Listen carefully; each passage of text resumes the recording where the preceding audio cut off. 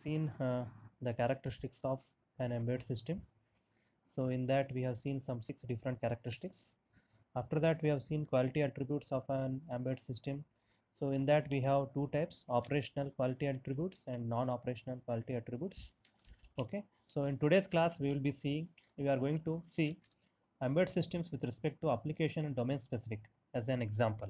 Okay, so as mentioned in the previous part of this particular module, uh, embedded systems are application and domain specific, meaning they are specifically built for certain applications in certain domains like consumer electronics, telecom, automotive, industrial control, etc. Embedded systems are highly specialized in functioning and are dedicated for a specific application. Hence, it is not possible to replace an embedded system developed for a specific application in a specific domain with another embedded system designed for some other application in some other domain. So today we will be seeing one example, consumer electronic example, which is a washing machine.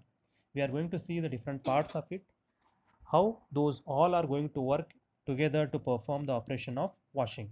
Okay, let me show you the important feature of this washing machine. So extensively used in home automation for washing and drying clothes. Some of the features: contains user interface units. I will show you the actual figure. Let me first list out the features.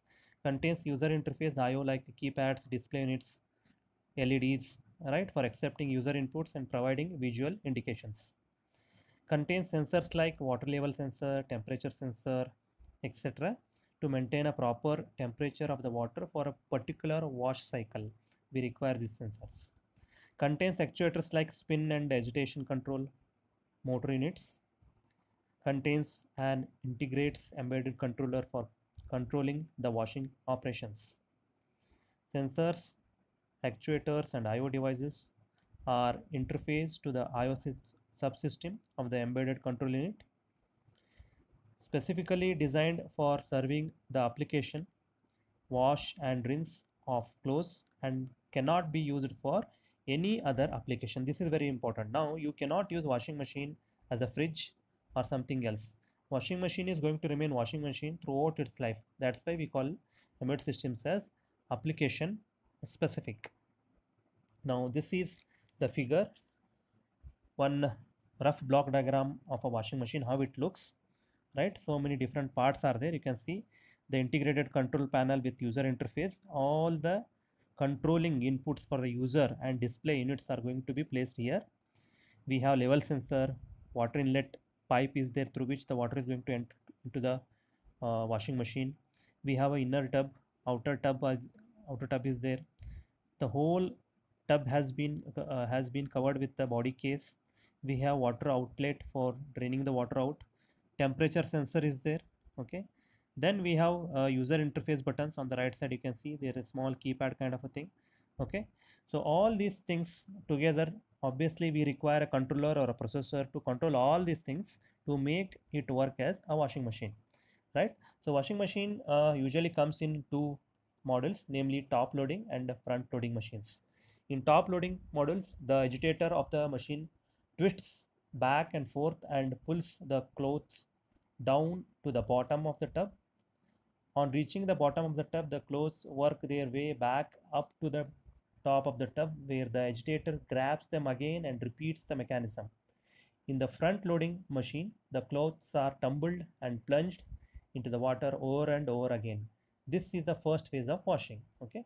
In the second phase of washing, water is pumped out from the tub and the inner tub uses centrifugal force to bring out more water from the clothes by spinning at several hundred rotations per minute, that is RPM. This is called spin phase. If you look into the keyboard panel of any washing machine, you can see three buttons. Mainly those are wash, spin and rinse. To take any company washing machine, these are the three important buttons which you are going to see. That is, what is that? Wash, spin and rinse. If you can use these buttons to configure the washing stages, as you can see from the picture, the inner tub of the machine contains a number of holes. and during the spin cycle, the inner tub spins and forces the water out through these holes to the stationary outer tub, from which it is drained off through the outlet pipe, right?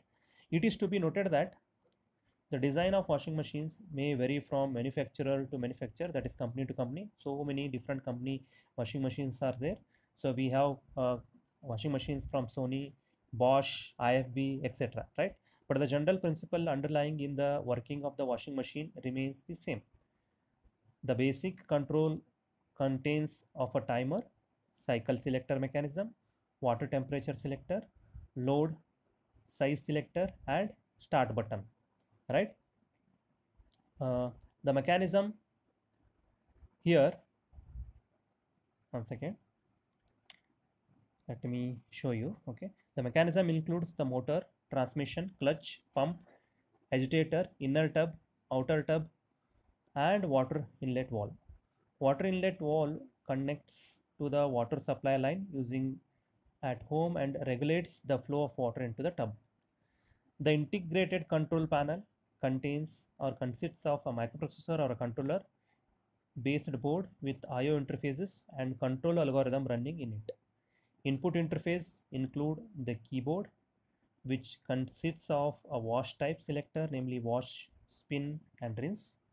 Clothes type selector, namely the light, medium, heavy duty, and washing time selector, etc. The output interface consists of LED, LCD display, right? Status indicators, LEDs connected to the I/O bus of the controller. It is to be noted that this interface may vary from manufacturer to manufacturer and module to module. The other type of I/O interfaces which are invisible to the end user are different kinds of sensor interfaces, namely water temperature sensor, water level sensor, etc. And the actuator interface include the motor control for agitator and tub movement control, inlet water flow, and control, etc. Okay, now let me show you the front panel of the washing machine, which we are using at our house. So you can see here, it is the washing machine from IFB. As I told, it is a front loading washing machine of 6 kg, the load which it can carry, right? So 6 kgs approximately means you can put 6 pairs of cloth at once for washing. Okay, now here the front panel, all of you please see, so many different control inputs we can give. On the left side, special wash, synthetic, if you select, then the water will be remain cold. If you use express 15, that means within 15 minutes the wash cycle will be complete. The water temperature will reach for 30 degrees Celsius. If you use baby wear, if you are washing the clothes used by small kids, then you can select this when the water temperature will reach for 60 degrees Celsius, right? Most of the times we will be using mixed fabrics where the temperature of the water will reach to 40 degrees Celsius, right? That means any type of cloth you can put during that wash cycle. Now if you come to the right side, cotton wash, once again we have so many different options. Lightly soiled, right, with the cold water, normally soiled with 40 degrees Celsius temperature, right? So if you see all this, obviously we require water temperature sensor, right, and controlling the motor with different speeds and rotations, right? Now to come to this side, we have soak, extra rinse, rinse hold. Now here for soak, above and below soak, you can see two buttons. If you press those buttons simultaneously, on the right side you can see a lock button, lock picture have been shown. That means once you press these two buttons simultaneously, this will lock the front door which is present. This is for, it is like a child lock. By chance during the washing cycle, if some child tried to pull the door, some accident should not happen. To avoid that, they have provided this facility. Now this is a panel, right, 7 segment panel on which different indications will come, right? Now we have start and pause button and so on, right? Now this front panel may differ company to company, but the fundamental principle of working of washing machine is going to remain the same, right? Now so many different experiments already people have done in our lab, right? We have done simple experiment as switching off these LEDs. We have done 7 segment, right? We have done stepper motor, DC motor, right? We have done for buzzer. Now all these experiments what you have done as a prototype in the lab are going to be utilized in such real-time applications as washing machine, right? So this knob is nothing but the user input. The keypad experiment what you are going to do is nothing but this. Now after giving that, whatever is going to be displayed with the help of 7 segment, that also you have done. Now after that, once the motor starts rotating, in the lab you have done for small motor. In this particular example, you are going to use heavy duty motor because the load is more.